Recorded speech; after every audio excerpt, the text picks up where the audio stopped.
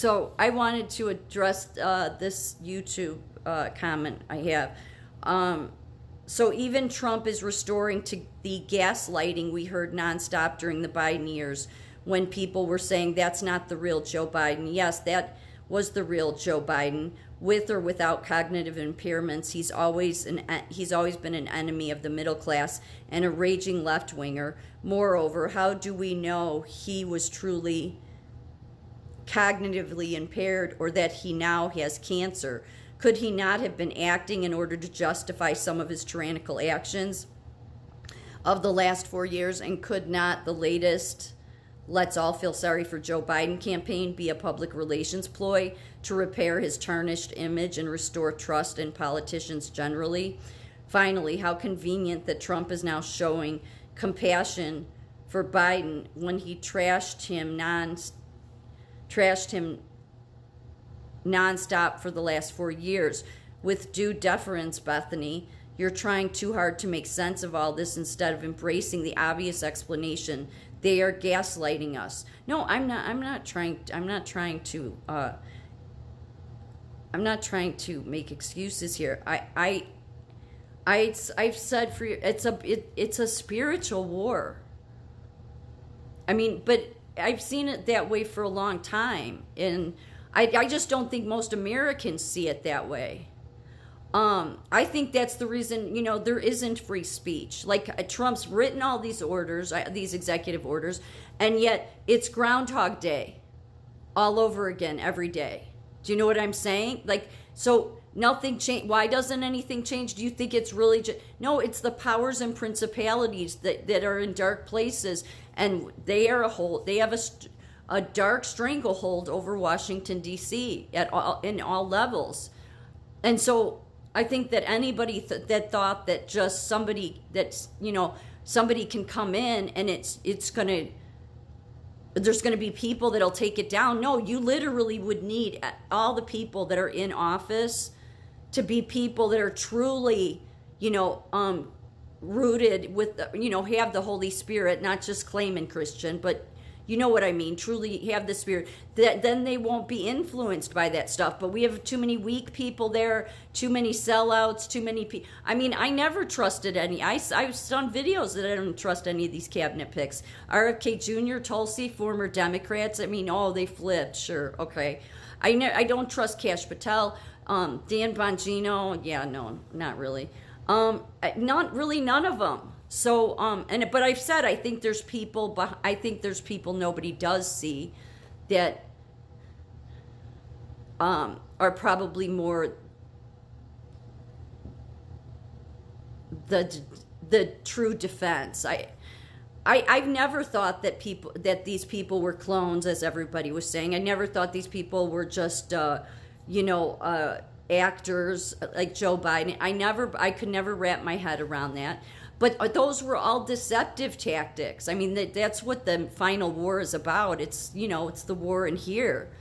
It's the war to get you deceived and make you believe these are all actors and make you believe whatever, that this is going to happen and this is going to happen. And yeah, something's got to happen. But I've said since doing videos that I always go back to the Bible, because I look at everything through the biblical lens, not just this stuff, but just in general, because, well, then it keeps me grounded in the fact that wicked one is always around the corner. Trump's brought up the auto pen before, that who's using the auto pen to use Joe's signature. And when you look into that, the only other modern day president that's used president that's used the modern day auto pen, this is the most modern day, is Obama. His signature was on legislation for it. Yeah. So like when he was in Hawaii or something. Other than that, there were other presidents that used a form of it, but not this one. So Trump's brought this up before about the auto pen.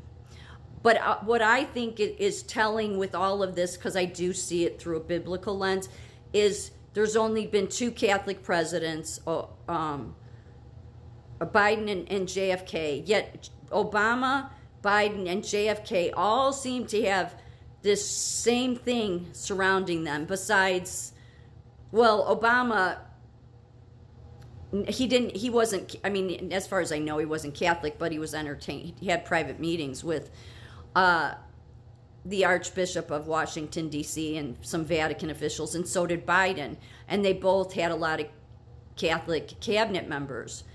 But what's interesting is that Biden and JFK go back to Ireland, of course, right?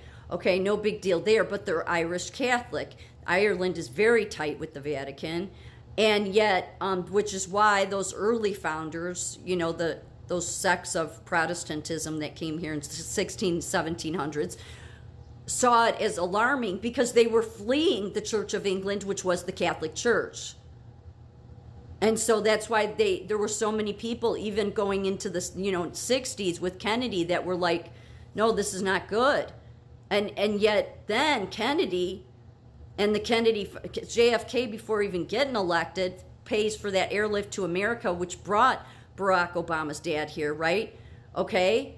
Then he meets this Ann Dunham, who, they end up having whatever, which I think that was designed. And then you look into Biden's background and you come across this. Yeah, Obama's, Irish roots, which, yeah, I mean, through his mother, Ann Dunham, okay? But they all have a connection.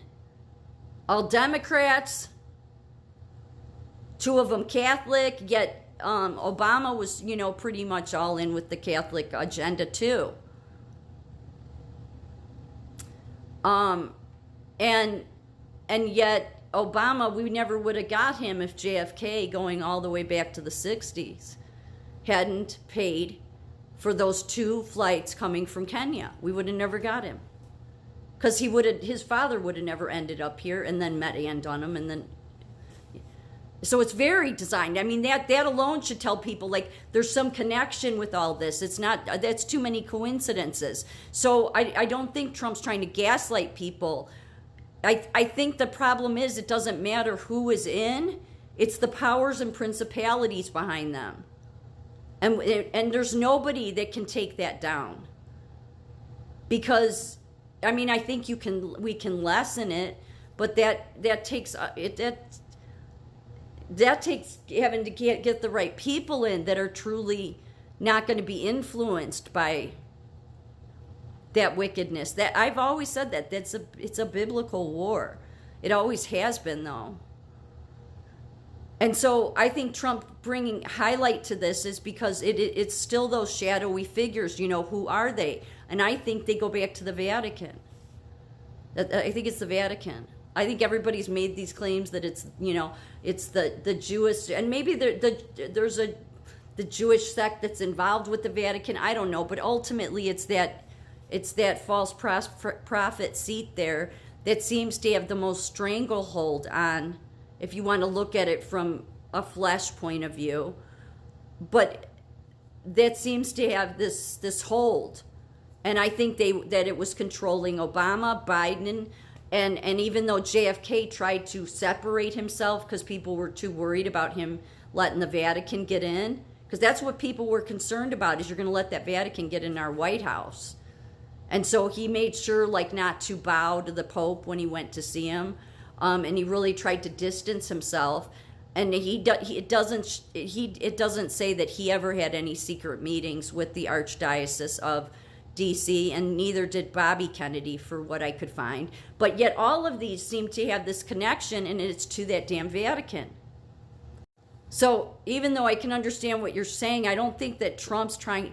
I mean, what Trump was trashing Biden because, well, that's campaigning, and that was only 2 years, and then Kamala. But, he's the one that opened the borders up. But I think we can all agree Biden was never there to begin with.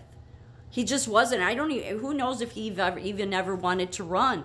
There was a lot of conservatives saying it's like elder abuse. I don't feel bad for Biden. I mean, I don't. But I don't think he was the one in control of the presidency at all. So,